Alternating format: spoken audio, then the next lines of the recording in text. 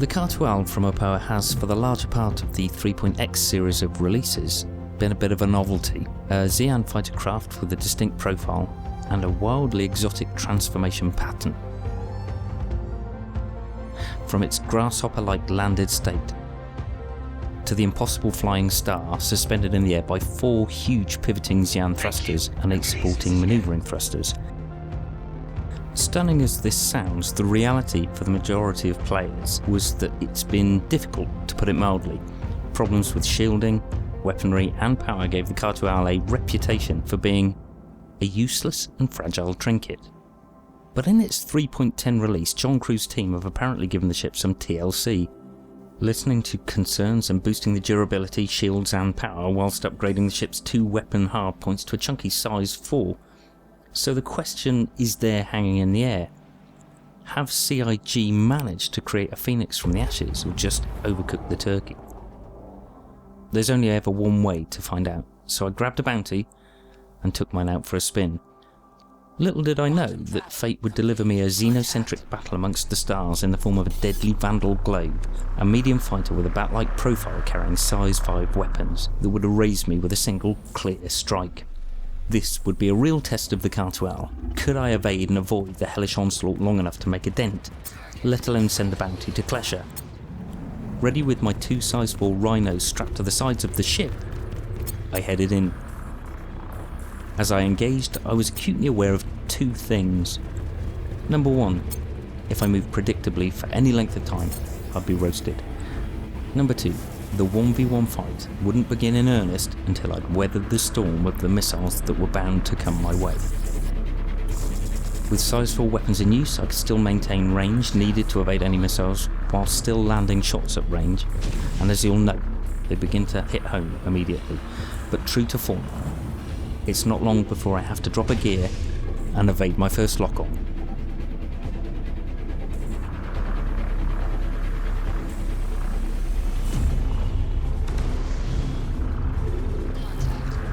Which I do, allowing me to re-engage the felon once more, but only for him to repeat the exercise with vigour.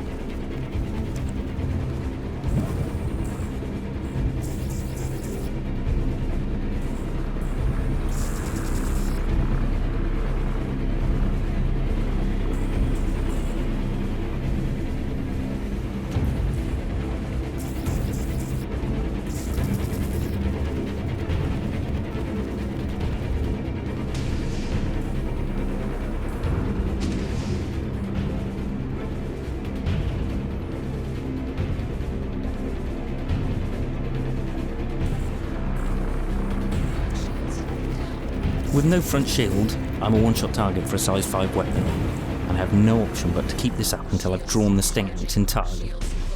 But surviving that, I'm now thinking the odds are about to change, because without his missiles it becomes a proper gunfight, and based on the current hit rate, I quite fancy my chances.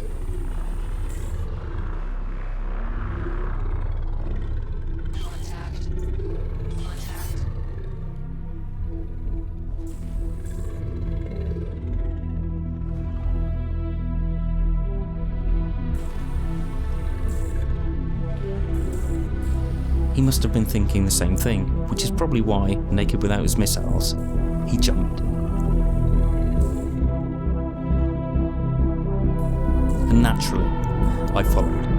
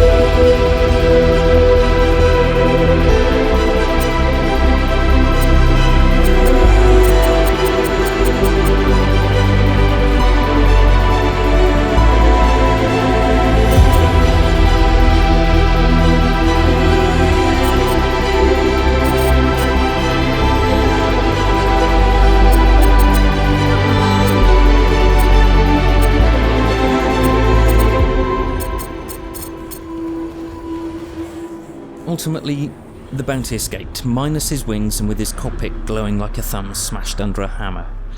And that's about right. The khartu-al isn't an I win button, and it's not a brawler. It could be a harassing fighter, or perhaps a skirmisher, or maybe even a sniper, the fire support vessel on the edge of the battlefield, or the agent which charges through and pulls the glue apart from an enemy formation.